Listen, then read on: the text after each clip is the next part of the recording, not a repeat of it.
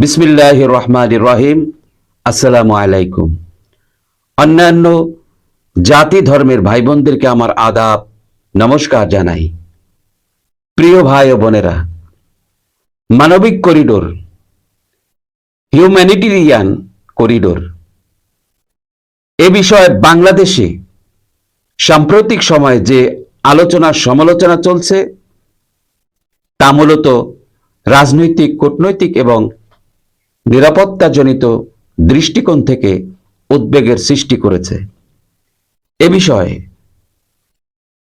ইস্যুটি বিস্তারিতভাবে ব্যাখ্যা ও বিশ্লেষণ করা হলো।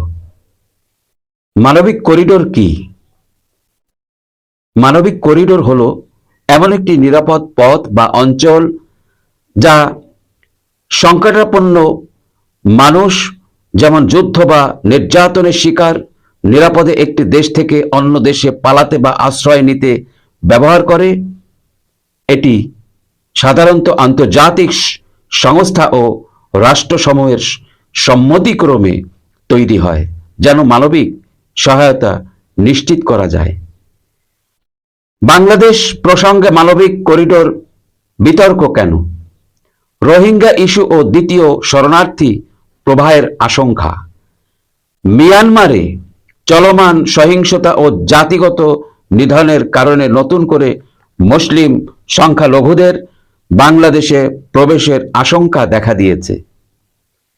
এই প্রেক্ষাপটে যদি মানবিক করিডোর তৈরি করা হয় তবে বাংলাদেশকে আরও শরণার্থী নিতে হতে পারে, যা অর্থনৈতিক, সামাজিক ও নিরাপত্তাজনিত দিক থেকে বড় চ্যালেঞ্জ। আন্তর্জাতিক চাপ ও ভূরাজনীতি। কিছু পশ্চিমা দেশ মানবাধিকার লঙ্ঘনের অভিযোগ তুলে বাংলাদেশের ভেতরে মানবিক করিডোর প্রতিষ্ঠার পক্ষে মত দিচ্ছে বলে গুঞ্জন রয়েছে। এটি বাংলাদেশের সার্বভৌমত্বের ওপর হস্তক্ষেপ হিসেবে দেখা হচ্ছে। ডক্টর মোহাম্মদ ইউনূস ও রাজনৈতিক বিতর্ক। ডক্টর মোহাম্মদ ইউনূসের সঙ্গে আন্তর্জাতিক মহলের যোগাযোগ ও তার পক্ষে কিছু রাষ্ট্রের নরম মনোভাবকে বর্তমান সরকার রাজনৈতিক চক্রান্ত হিসাবে দেখছে। তাই মানবিক করিডোর ইস্যুকেও সরকার বিরোধী বিদেশি শক্তির হস্তক্ষেপ হিসেবে প্রচার করা হচ্ছে। বাংলাদেশের জন্য নেতিবাচক প্রভাব। সার্বভৌমত্বের হুমকি। কোনো বিদেশি শক্তির ইচ্ছায় বা চাপের মুখে মানবিক করিডোর প্রতিষ্ঠা হলে এটি দেশের অভ্যন্তরীণ বিষয়ে হস্তক্ষেপ হিসেবে দেখা হবে। অর্থনৈতিক চাপ ও নতুন শরণার্থী এলে খাদ্য, স্বাস্থ্য, আবাসন ও নিরাপত্তার উপর অতিরিক্ত চাপ পড়বে। রাজনৈতিক অস্থিরতা। ইস্যুটি নিয়ে সরকার ও বিরোধীদের মধ্যে উত্তেজনা বৃদ্ধি পাবে।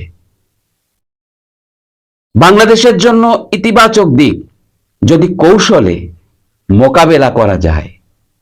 আন্তর্জাতিক সহানুভূতি ও সহায়তা। বিশ্ব সম্প্রদায়ের মানবিক সহায়তা লাভের সম্ভাবনা। রাজনৈতিক কৌশল। যদি বাংলাদেশ কূটনৈতিকভাবে দক্ষতার সঙ্গে ইস্যুটি মোকাবেলা করে তবে সার্বভৌমত্ব বজায় রেখেই মানবিক নেতৃত্বের অবস্থান নিতে পারে।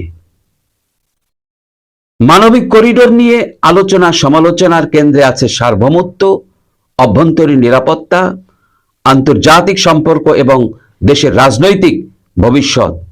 এটি নিছক মানবিক বা সহানুভূতির বিষয় নয়, বরং একটি জটিল কূটনৈতিক ও রাজনৈতিক ইস্যু। একে সতর্কতার সঙ্গে সামলানো জরুরি, কারণ এর অপব্যবহার হলে বাংলাদেশ এক নতুন সংকটে পড়তে পারে। প্রিয় ভাই ও বোনেরা, ভিডিওটি ভালো লাগলে একটি লাইক দিন,